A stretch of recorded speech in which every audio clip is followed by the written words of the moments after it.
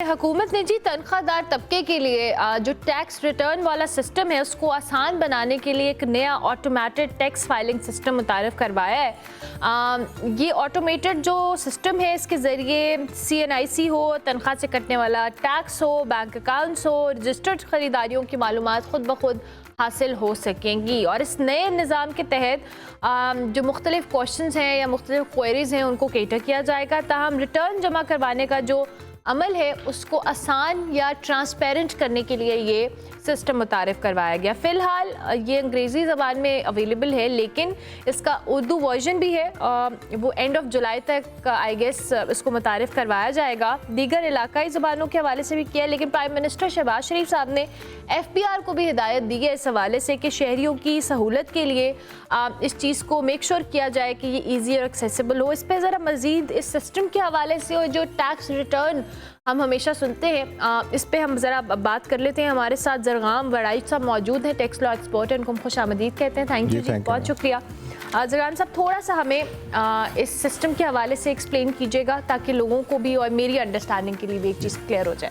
अच्छा मैम, ये जो सैलरीड क्लास होती है, इसको जब सैलरी की डिस्बर्समेंट होती है एम्प्लॉयर की तरफ से, तो जो एम्प्लॉयर है वो बाय लॉ एक विद होल्डिंग एजेंट है जिसने अपने एम्प्लॉयज़ की सैलरीज़ के ऊपर टैक्स को डिडक्ट करके जमा करवाना होता है। अच्छा, अब जब से ये सिस्टम सारा ये इसको इंटीग्रेट करते जा रहे हैं और ये FBR अपने सिस्टम को डिजिटलाइज कर रहा है, तो अब ये दोनों तरफ से इंफॉर्मेशन जो है वो काउंटर चेक होती हैं। एम्प्लॉयर जब भी किसी एम्प्लॉई का सैलरी के ऊपर टैक्स डिडक्ट करके डिपॉजिट करवाता है तो वो उसके CNIC के ऊपर डिपॉजिट हो रहा होता है। बिल्कुल ठीक है। अच्छा, अब वो सारी जो इंफॉर्मेशन है विद होल्डिंग की, वो जिस एम्प्लॉई की भी डिडक्शन हो रही होती है उनके अपने इंडिविजुअल पोर्टल्स के ऊपर उनके CNIC के अगेंस्ट वो पैचअप हो रही होती हैं। बिल्कुल ठीक है। अच्छा, अब वो उन्होंने ये सिस्टम तो ऑलरेडी पिछले कई सालों से इसको बेहतर कर रहे थे। बिल्कुल ठीक है। अब इसको ये थोड़ा सा ज़रा बताना शुरू कर दिया उन्होंने लोगों को, जी ये इस तरह हो रहा है।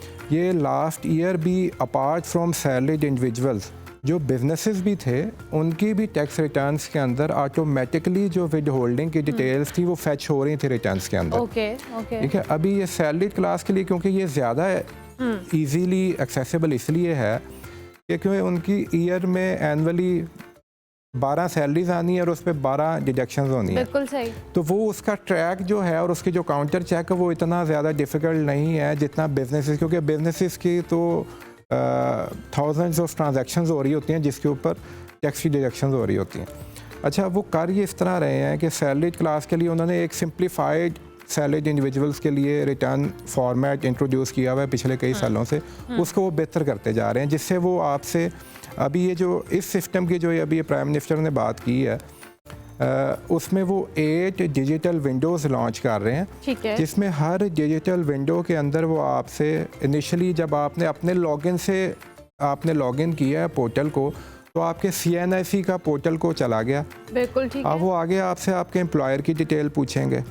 जब आप अपने एम्प्लॉयर की डिटेल देंगे तो ऑलरेडी उस एम्प्लॉयर ने भी आपकी डिडक्शन की होगी, उधर से आपकी सैलरी और टैक्स डिडक्शन की अमाउंट आ जाएगी। फिर वो आगे फर्दर आपसे आपके बैंक अकाउंट्स की डिटेल पूछेंगे।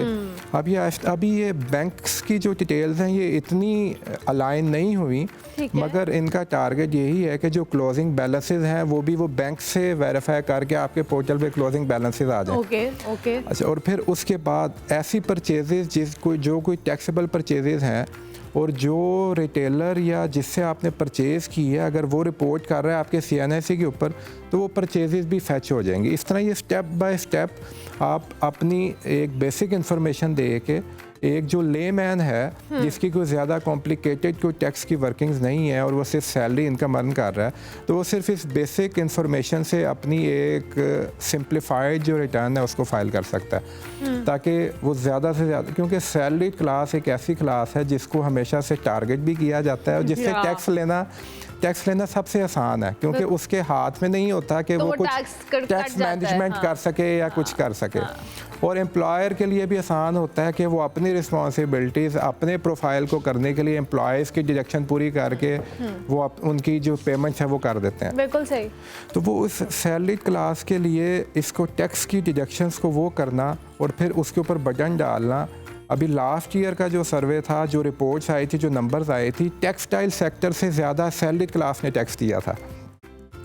तो उस इस तरह की बातों को मीडिया के ऊपर करके और वो उसको हाईलाइट करने का हम कोर इश्यूज़ को इग्नोर कर देते हैं। अभी करंटली एक सबसे बड़ा जो हमारा टैक्स पेयर्स का, कंसल्टेंट्स का या हमारी बिज़नेस कम्युनिटी का जो इशू चल रहा है, वो हमारे FBR के लॉगिन का जो QR कोड का इन्होंने एक नया फैक्टर इंट्रोड्यूस करवा दिया है कि जी आप अपने पोर्टल को जो रजिस्टर्ड प्रिंसिपल ऑफिसर है या सोल प्रोप्राइटर है या CEO है या ओनर है या जो मेजर डायरेक्टर है, वो अपने मोबाइल से, जिसमें वो अपना नंबर और उसका ईमेल लॉगिन हो, उससे अपने पोर्टल को ऑथेंटिकेट करे, वो QR कोड को ऑथेंटिकेट करे, वो वेरीफाई होगा।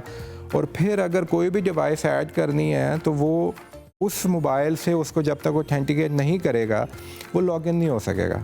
अच्छा, अब एक पोर्टल के ऊपर, आयरिस के पोर्टल के ऊपर, और ये कर क्यों रहे हैं? ये कर इसलिए रहे हैं कि ये FBR जो है हमेशा से अपनी सारी जिम्मेदारियां टैक्स पेयर्स के ऊपर और कंसल्टेंट्स के ऊपर डालता है। बिल्कुल ऐसे ही होता है। ये खुद अपनी कलेक्शन बेहतर नहीं कर सकते, तो ये होल्डिंग की रिस्पॉन्सिबिलिटी आगे दे देते हैं। मैंने आपने ये जो QR कोड की, तो अगर एम्प्लॉयर चेंज हो जाता है इन केस, तो फिर आप कैसे उस चीज़ को मैनेज कर सकते हैं? ये मेरा एक क्वेश्चन है। अच्छा, एम्प्लॉयर जब चेंज हो जाता है, अगर एम्प्लॉयर 6 मंथ्स की सैलरी दे रहा है और एक एम्प्लॉय जो है वो 6 मंथ्स में एक एम्प्लॉयर के पास है, 6 मंथ्स में किसी और एम्प्लॉयर के पास है। बिल्कुल सही। अच्छा, इसके अंदर इशू अब ये आ सकता है कि जिस एम्प्लॉयर के पास इनिशियली एम्प्लॉई ने काम किया, उसने अपनी, क्योंकि जब हम लोग ये टैक्स के कैलकुलेशन कर रहे होते हैं तो हम लोग पूरे ईयर की एनुअल सैलरी को एस्टिमेट कर रहे होते हैं, उसके ऊपर पूरी एनुअल सैलरी की टैक्स की डिडक्शन को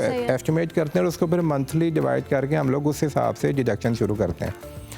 अब पहले एम्प्लॉयर ने अपने पूरे साल की डिडक्शन की होगी, और अगर वो 6 माह के बाद अगर कोई जॉब स्विच कर लेता है, अब दूसरे एम्प्लॉयर ने अपने सिर्फ 6 माह की सैलरी को एस्टिमेट करके डिडक्शन की होगी। बिल्कुल ऐसा ही है। वो डिडक्शन तो सारी आ जाएंगी एम्प्लॉय के पोर्टल के ऊपर, मगर ये है कि विद रिटर्न, क्योंकि वो दोनों इनकम्स जब क्लब होंगी तो आपकी लायबिलिटी बढ़ेगी और डिडक्शन कम की होगी पहले एम्प्लॉयर ने और दूसरे। ये तो आसानी ना हुई ना, ये तो कॉम्प्लिकेट करना ही हुआ कहीं ना कहीं। देखें, कॉम्प्लिकेशन तो वो उन्होंने अपनी तरह से उसको इजी करना है, और प्रैक्टिकल जो इम्प्लीमेंटेशन है वो उससे ये लोग बहुत दूर है, इनको पता नहीं है कि चीज़ें किस तरह इम्प्लीमेंट हो सकती हैं। मुझे लगता है कि ये वही बात है कि आपने जो भी बात की कि घूम फिर के सारा फोकस जो है वो सैलरीड क्लास के ऊपर है कि वो टैक्स भी दे दे, उसको फाइल भी कर दे। जो बेसिक एक मेजर आपकी जो पॉपुलेशन है या आपका जो तबका है वो टैक्स दे ही नहीं रहा, और उनके पास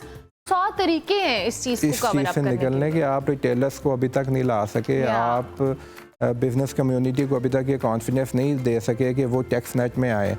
उनको टैक्स देने से किसी भी बिजनेसमैन को मसला नहीं होता, सिर्फ उनको टैक्स नेट में आने का मसला ये होता है कि जी हमें फिर अनड्यू हरास किया जाएगा और हमें ब्लैकमेल किया जाएगा और हमारे से जो है वो अनड्यू डिमांड्स की जाएंगी।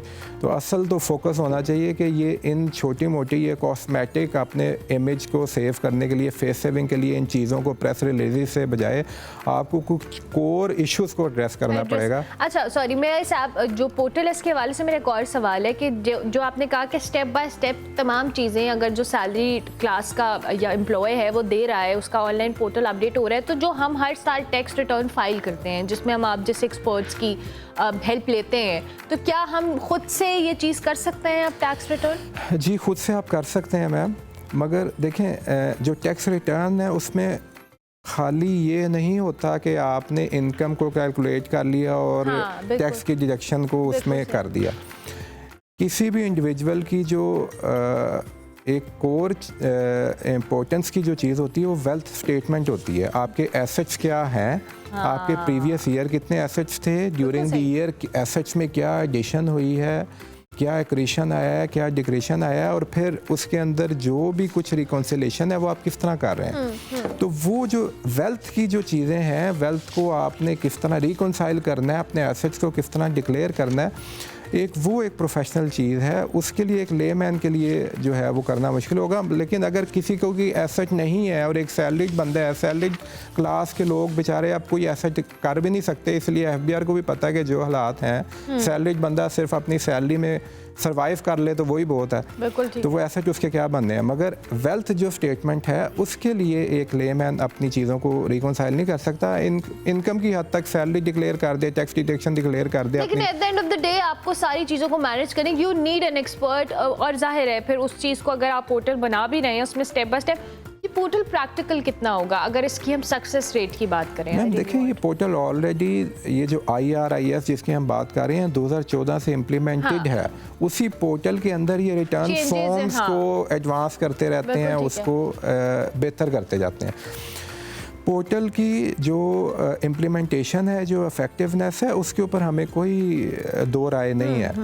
मकसद हमारा सिर्फ ये है कि जो कोर इश्यूज़ हैं आप उनको एड्रेस करें। मैं जो QR लॉगिन की जो बात करना चाह रहा था, आप एक पोर्टल के अंदर 10 तरह के काम हो रहे होते हैं, 10 तरह के बंदे लॉगिन करके काम कर रहे होते हैं। सिर्फ सेल टैक्स रजिस्टर्ड बंदों को आप अगर QR लॉगिन से अगर रिस्ट्रिक्ट कर रहे हैं तो एक पोर्टल के ऊपर तो आपने इनकम टैक्स रिटर्न्स की भी वर्किंग करनी होती है, विद होल्डिंग चलान्स भी बनाने होते हैं, विद होल्डिंग के CPR भी डाउनलोड करने होते हैं, विद होल्डिंग की स्टेटमेंट्स फाइल करनी होती हैं, अपीलें फाइल करनी होती हैं, आपने कुछ रिटर्नों के प्रिंट लेने होते हैं, कुछ सेल टैक्स रिटर्नों के प्रिंट लेने होते हैं, 1000 तरह के काम चल रहे होते हैं। तो हमारा मुतालबा FBR से यही है कि इस तरह की चीज़ों को अगर आपने करना है तो पहले अपने सिस्टम को स्ट्रॉन्ग करें।